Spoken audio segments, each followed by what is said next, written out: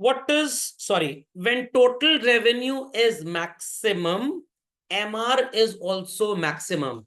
ये आंसर्स देते टाइम आपको दिमाग में मोनोपोली मोनोपोलिस्टिक रखना है, परफेक्ट कंपटीशन नहीं रखना।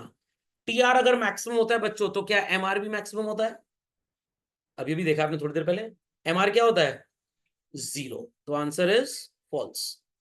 एमआर अगर पॉजिटिव है एंड एआर कांस्टेंट है, तो sorry, when marginal revenue is positive and constant average and total revenue both will increase at constant rate.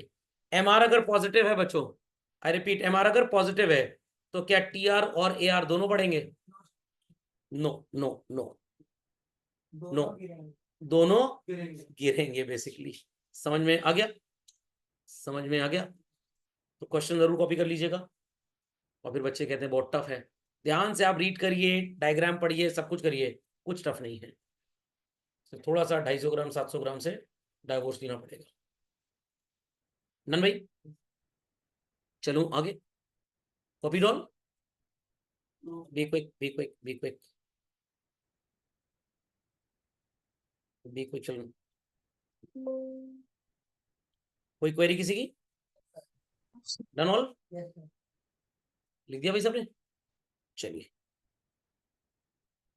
marginal revenue is always the price at which last unit of a commodity is sold. क्या marginal revenue price होता है? बस आप इतना ही मान लीजिए तो answer आ जाएगा।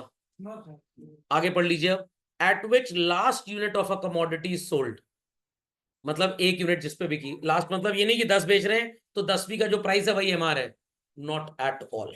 It is AR always and price. तो एआर और प्राइस सेम होता है, एमआर और प्राइस कभी भी सेम नहीं होता। एमआर हमेशा, हाँ, अगर ये क्वेश्चन के आगे मैं ब्रैकेट में लिख दूं in case of perfectly competitive market, तब ये आंसर बच्चों ट्रू हो जाता। नहीं समझे? क्योंकि वहां पे तो प्राइस, एआर, एमआर सब सेम होता है। इम्परफेक्ट कंपटीशन में ऐसा नहीं होता। तो आपको ये स्टेटमेंट लिख के आएगा और लिख के आएगा in which of the following market it holds true, A B C D. Perfect में ट्रू है, बाकी सब में फॉल्स है।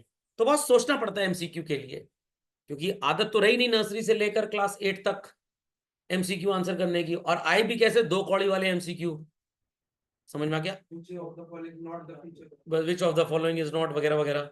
प्रयागराज सिटी में कितनी नदियां, सबको पता 3 है। समझ में आ गया? एवरेज रेवेन्यू कभी 0 हो सकता है बच्चों? नो, किसी भी चीज का एवरेज कभी 0 नहीं हो सकता। 0 लाने के लिए क्या करना पड़ेगा? टोटल को 0 करना पड़ेगा। और अगर प्राइस 0 भी हो गया बच्चों, आई रिपीट, प्राइस 0, फ्री में भी यूनिट आपने बेच दी, तब वो 0 हो पाएगा। और अगर हम फ्री में बेच रहे हैं तो हम इकोनॉमिक एनालिसिस क्यों करेंगे उसका? इज दैट क्लियर नंदस? चलिए, मार्जिनल रेवेन्यू 0 हो सकता है बच्चों? हाँ, कब कब कब? जब टीआर इज मैक्सिमम।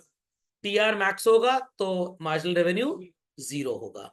बस टीयूएमयू याद कर लीजिए, 90% माइक्रो इकोनॉमिक्स याद हो जाएगी आपको।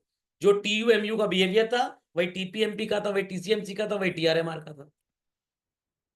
Marginal revenue can be negative children, बहुत बार हो सकता है, बट किस मार्केट में होता है याद करिएगा? Imperfect is the correct answer. Monopoly monopolistic तो भाई एक ही हो गया ना, तो इम्परफेक्ट याद रख लीजिए आप। परफेक्ट कंपटीशन में कभी एमआर नेगेटिव नहीं हो सकता। Is that clear? Is that clear? वहां पे मिनिमम हो सकता है मार्केट प्राइस के बराबर, बट नेगेटिव कभी नहीं होगा। तुषा गेटिंग इट चाहिए? कोई क्वेरी तो नहीं समझ? हाँ, ये सबको पता है ऋषिक जी, बात है। तुषा गेटिंग इट चाहिए? कोई क्वेरी तो नहीं? समझ गए भाई? चलिए, सो इसी के साथ कहानी होती है समाप्त बच्चों।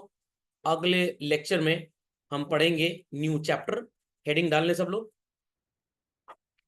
प्रोड्यूसर्स इक्विलिब्रियम, ब्रैकेट में लिखेंगे the point at which producer shall stop to produce any further.